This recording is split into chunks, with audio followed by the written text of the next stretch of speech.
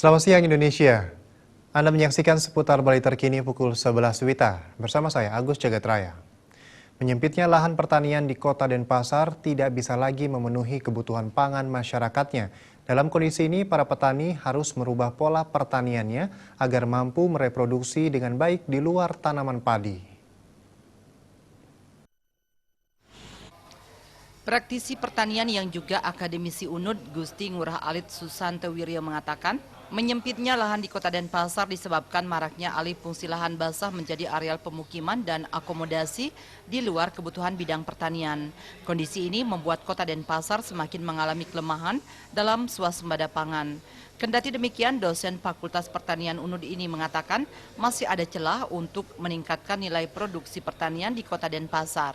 Salah satunya merubah pola pertanian konvensional dengan pola modern didukung produksi varietas tanaman yang memberikan pendapatan lebih tinggi bagi petani.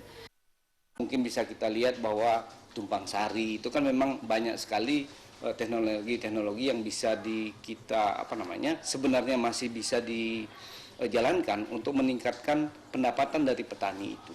Kenapa demikian? Mungkin kalau kita lihat di Denpasar ini memang petani yang benar-benar serius sebagai petani itu sedikit.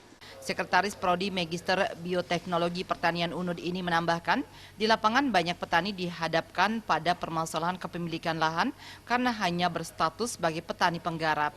Kendati demikian, para petani dinilai masih bisa mengoptimalkan pemanfaatan lahan yang digarap sepanjang petani penggarap benar-benar menjadikan lahan pertaniannya sebagai pekerjaan pokok, bukan sebagai pekerjaan sampingan. Suteja dan Ratna, Bali TV.